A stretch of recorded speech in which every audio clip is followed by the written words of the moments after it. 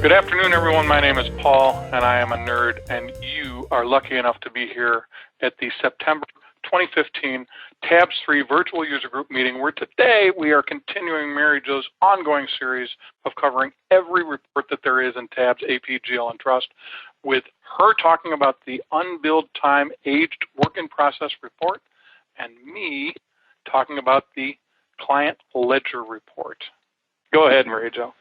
We're having all kinds of fun today, I'll tell you. Well, we're going to continue our ongoing report series today and go right into our work in process reports.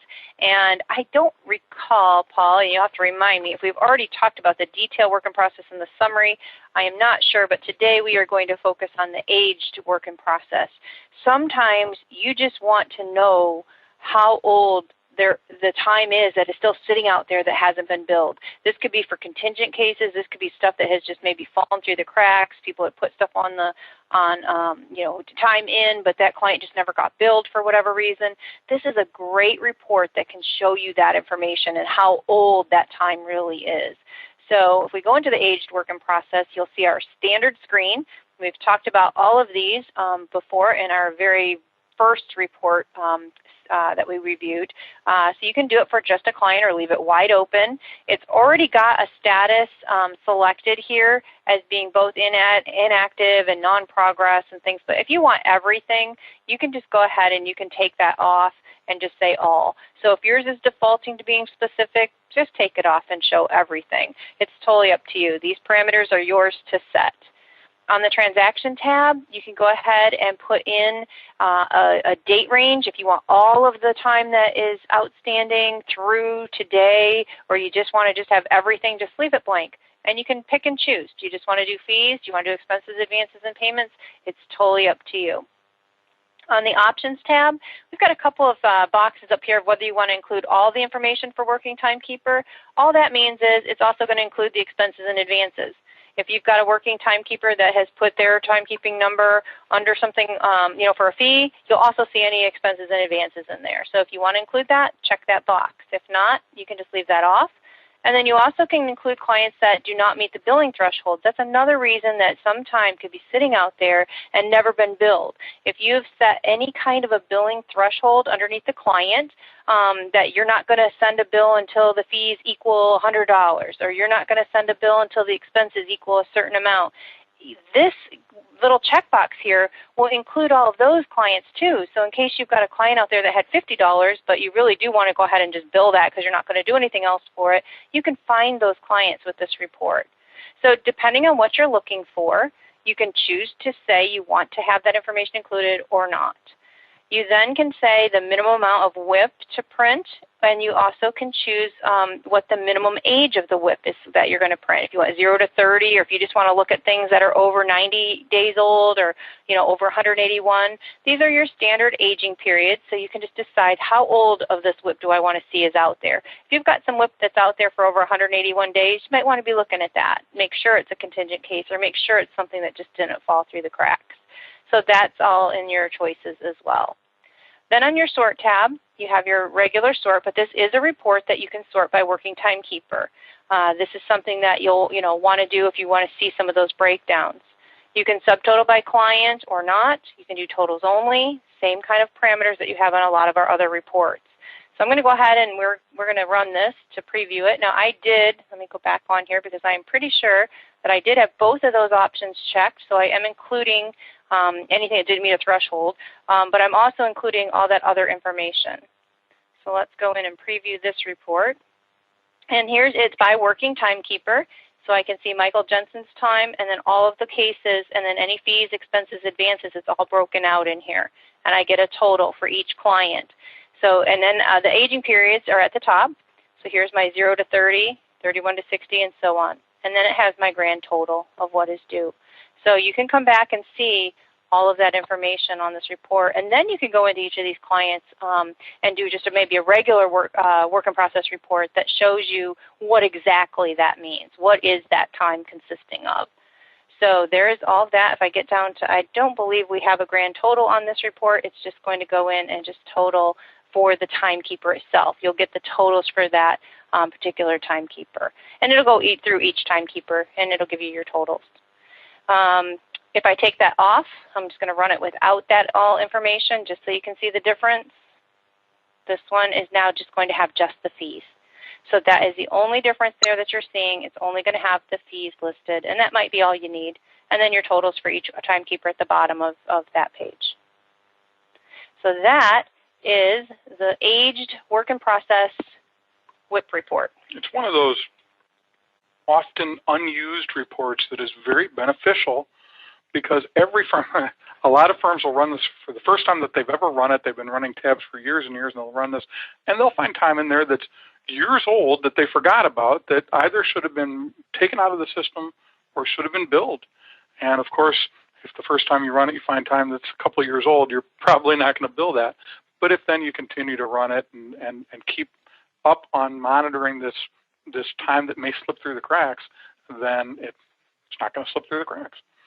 I'm going to talk about a staple report that everybody probably has run, if not just once or twice, has probably run lots, because it's the report that shows everything that's happened, invoice or statement, write-off, and payment-wise with a client. It's called the Client Ledger Report. It's found in the Reports menu under Client Reports and under Client Ledger Report. Now again, these things are the same as they were before. If you only wanted to run Bob's cases, you might put primary timekeeper 4 through 4. Or if you only wanted to run it for a certain client, you might put their beginning and ending matter numbers here or client IDs here. Or maybe you only want to run it for a specific location or whatever. That's what this is. And as Mary Jo said, we've gone over this one screen a lot because it's on every single report. This Options tab is where the real meat of the report is. Now, most people will want to look at a client ledger for the entire time that the client has had activity. They want to see from day one until now what statements they've received, what has been written off, and what has been paid. And therefore, the bottom line is the amount that the client still owes, if they still owe something. So I'm going to very quickly just run this report, and I am going to begin each client on a new page because I want to kind of zero in on what it looks like. And it's kind of like, and I'm going to zoom in just a little bit, maybe to, well, maybe not that much. Yeah, that's where I was. I think it just isn't quite as big as I wish it was. Basically, this is a very staple report that shows you everything that has happened. This client has only received bills. This shows how much was billed in hours and fees for the 3 statements that were sent out, what statement numbers they are, and what their running balance is. I'm going to take you to another client. And this particular client has had a lot of activity, not just statements. A statement went out, and this is their balance. Then they paid that bill, and their balance went to 0. Then 2 more statements went out. They got a payment, but it didn't bring the balance down to 0, and then another statement went out and another payment. This is kind of like a bank statement. It shows what you've billed out and what you've gotten back, either by writing off the time or by getting a payment from the client. And so this running balance over here is going to show you everything over time that the client owed you at any specific point in time based on where we are in that timeline.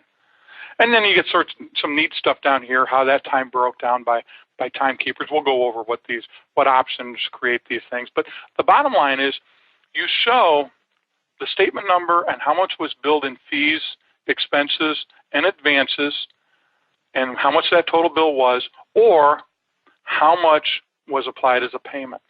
So this is kind of like your one side of it, what's getting billed out, and this is your other side of it, what's getting paid or being written off, okay?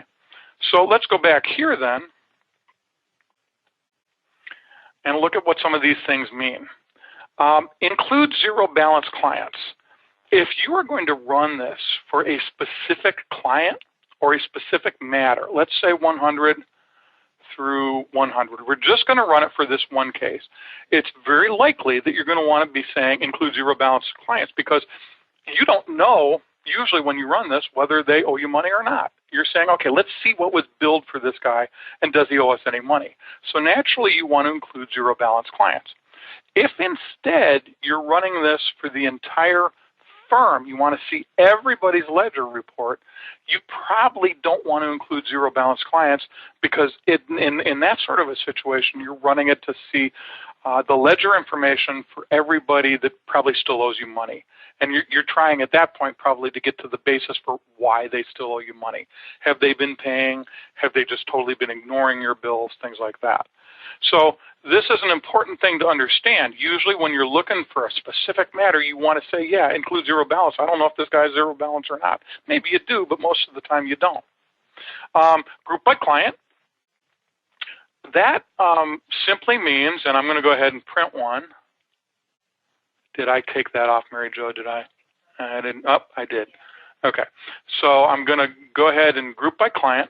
And what this does, instead of having each matter be separate, I'm going to go ahead and turn off the Start Each Client on a New Page so you can see what I'm talking about. Instead of having each matter be a separate group, Peterson Insurance Company, for instance, has several matters. And if we weren't grouping by client, we would see a group for each individual matter. So here we have Peterson Insurance all combined together as to how much they've owed on an ongoing basis for all matters combined. Whereas if we do it again without grouping by client and look at Peterson Insurance again, what we'll find is that they'll have several matters grouped independently. So here's one matter and all the statements that were sent, and it spans a couple pages, but here's another matter and all the statements that were sent and what their balance is. So that's an important thing to understand. Most of the time you're looking at a particular matter to say, hey, why aren't they paying, or how are they paying? So normally you're leaving that off, but it's an option. Start each client on a new page. We just saw what that does. It either leaves them all lumped together or starts each client on a new page. Pretty self-explanatory. Detail information for each statement and detail information for each subtotal. Let's check both of those and see what that means.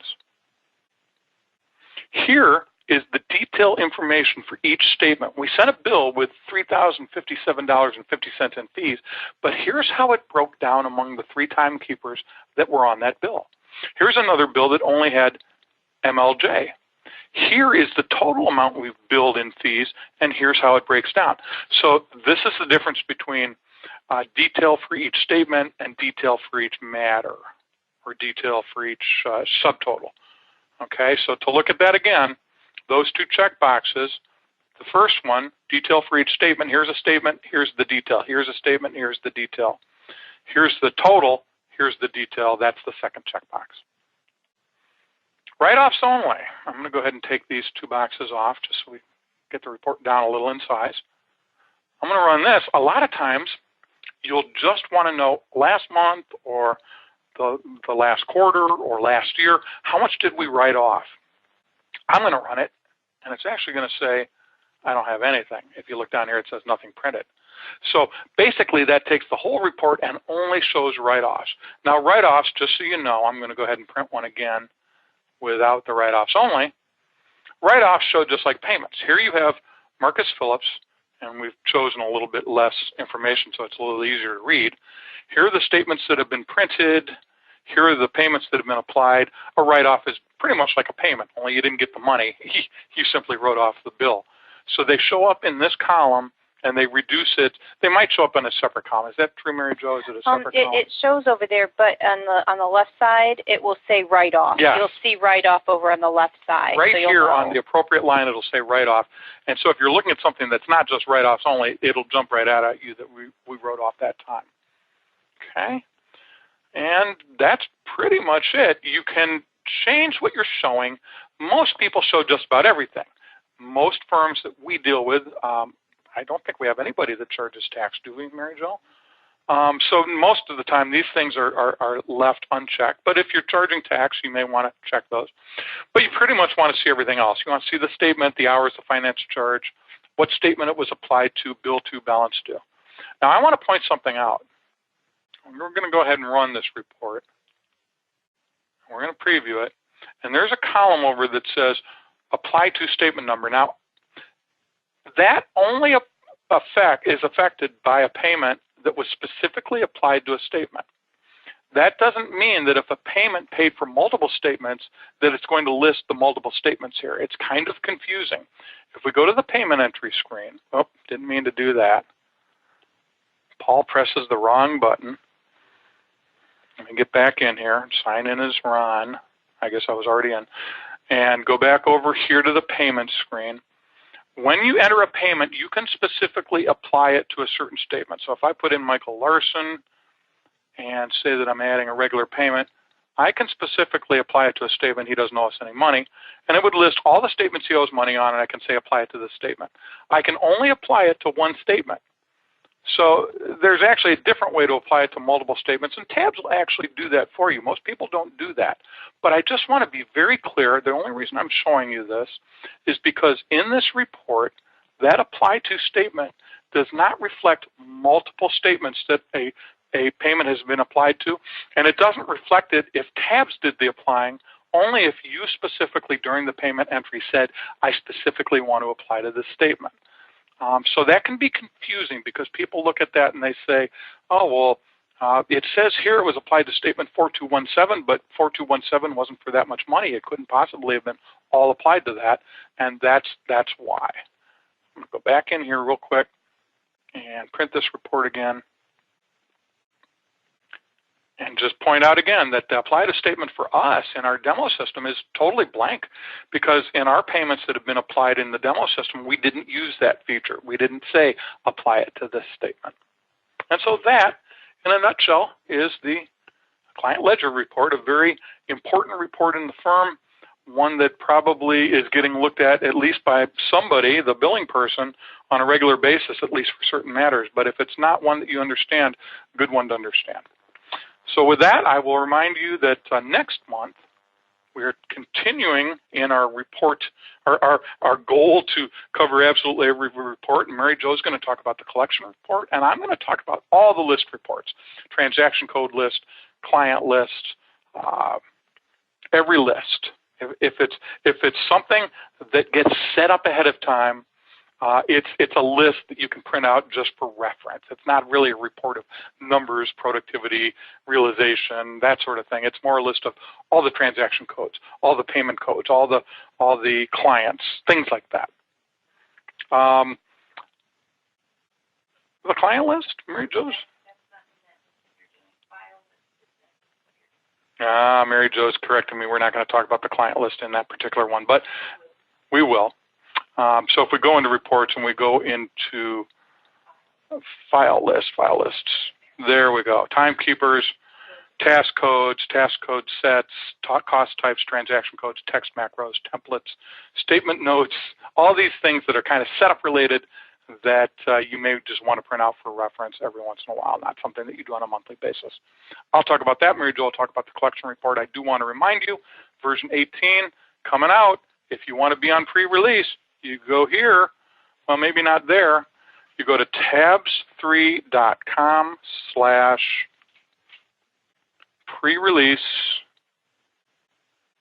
and it redirects you to this thing here. So just to clarify, tabs3, because it went away real quick, tabs3.com/pre-release, and when you do, it sends you to this weird form site. Tells you a little bit about what's going to be in version 18, and then gathers your information, and you're basically requesting to be put on the pre-release list, and they will check a few things to make sure you qualify, and if you qualify, they'll send you the link, and you can download version 18 before anybody else. While I'm here, if you go to attorneycomputersystems.com, we have all of the water cooler virtual user group meetings. There's Tabs 3, Practice Master, and World Docs.